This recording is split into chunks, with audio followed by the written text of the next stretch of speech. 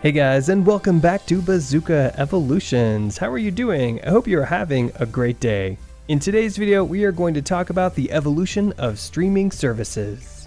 But before we begin with today's topic, make sure to like this video, subscribe to our channel, and turn on the notifications so you don't miss any of our upcoming videos. Without further ado, let's get right into the video.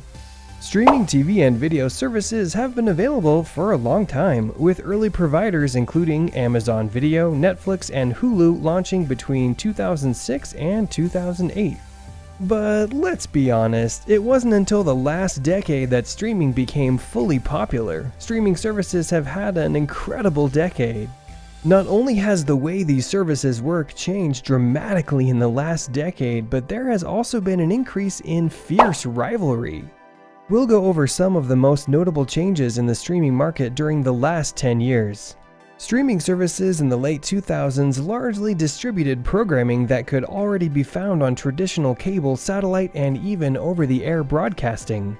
Slowly, the situation would improve, with Hulu beginning to provide original programming in 2011, although it would take years before it achieved any significant popularity.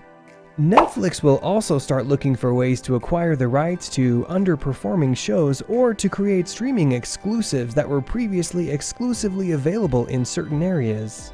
However, House of Cards, Netflix's first self-commissioned original series, didn't premiere until 2013. It was a huge hit almost right away.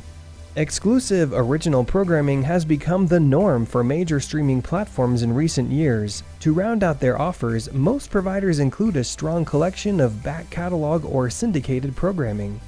Apple TV is now one of the few big streaming services that only offers new, unique content. Streaming media devices began to appear in the late 2000s, bringing streaming to a wider audience. Roku products were initially introduced in 2008, though the first-generation model was far from a mainstream device. Streaming services did not become viable and cheap for the general public until the early teens. Streaming media devices weren't the only option to access video streaming in the last 10 years. Smart TVs began to appear on the market as well. Early models were more expensive than normal televisions, but currently almost all televisions, with the exception of the most budget-conscious, enable streaming services. The popularity of streaming services can also be attributed to the evolution of smartphones. We've seen applications for large streaming services like Hulu, Netflix, and Amazon over the previous decade, as well as specialized apps that unlock streaming content from major cable and satellite providers. If you have a cable or satellite provider, the box you use to connect to the service most likely does a lot more than just give regular channels.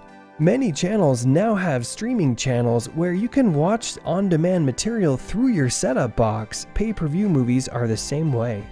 Streaming programs like Netflix are sometimes integrated right into boxes, while the move from cable to a video streaming hybrid isn't yet complete. We expect cable and satellite providers to continue to improve their set-top boxes to make them more enticing products than do more than just provide access to TV channels. In 2010, the number of streaming video services could readily be counted on one hand. It's not as simple as it once was. Big-name streaming services include Hulu, Netflix, Amazon Prime Video, Disney Plus, and Apple TV, to mention a few. ESPN Plus, Shudder DC Universe, and a slew of other specialty services are just a few examples. Almost every traditional cable network now offers a service, with new ones like Peacock launching in 2020. The actual number of streaming services available varies greatly depending on your location, but it's safe to estimate that there are now hundreds. Of course, only a few are important to the typical observer. What makes the rivalry even more intense is the fact that traditional cable networks and media distributors aren't the only ones attempting to get into the action.